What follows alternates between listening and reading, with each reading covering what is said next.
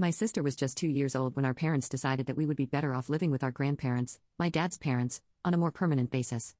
This decision was influenced by their starting a business together, but for that, they had to move away.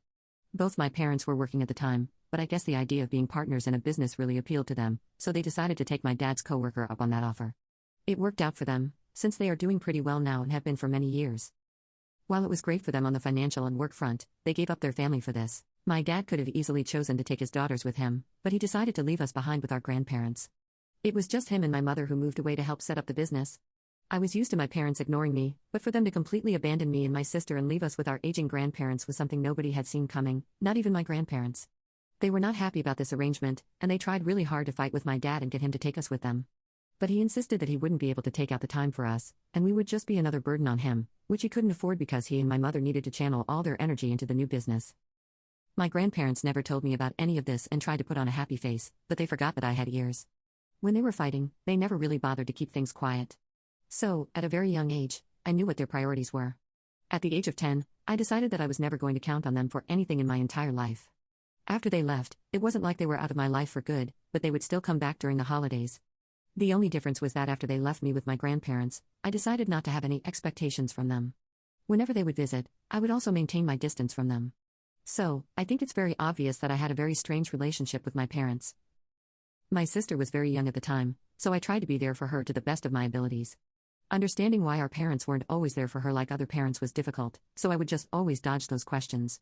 But as she grew older, it became more and more difficult for me to avoid those questions, and even my grandparents started finding it hard not to answer.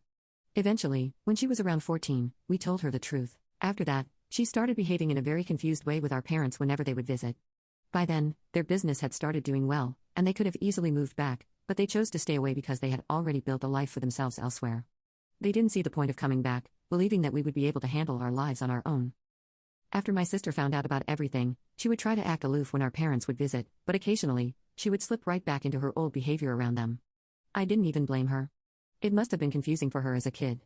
Anyway, just like my parents, I had also built a life away from them, and gradually, I made my peace with their absence.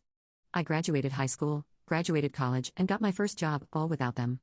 Unfortunately, I lost my grandpa when I was 22 and my grandma when I was 26. The only thing I'm thankful for is that they were at least here to witness me graduate high school and get my first job. By the time I lost both of them, I was doing reasonably well enough in life.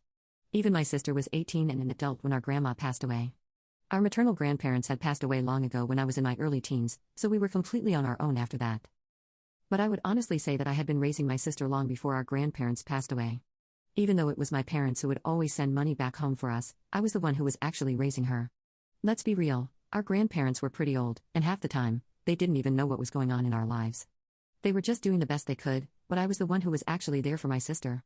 So the fact that she eventually picked our parents over me was all the more embarrassing and hurtful. My sister is 24 now, and she got engaged a couple of months ago after dating her boyfriend for the past 3 years. I had always been very supportive of the relationship right from the beginning. In fact, I think I was the one who actually encouraged her to pursue him after her last breakup. Her ex had broken her heart, and she was afraid of saying yes to her fiancé when he asked her out. But I had pushed her to give it a try, and here is where they ended up. But I guess that wasn't enough to warrant an invitation to her wedding. In fact, she even told me a couple of weeks ago that I shouldn't be expecting an invitation, since she didn't really want me at her wedding. And the reason she told me she didn't want me at her wedding was something I couldn't have imagined even in my wildest dreams. It was because she was basically picking our parents over me, like I already mentioned.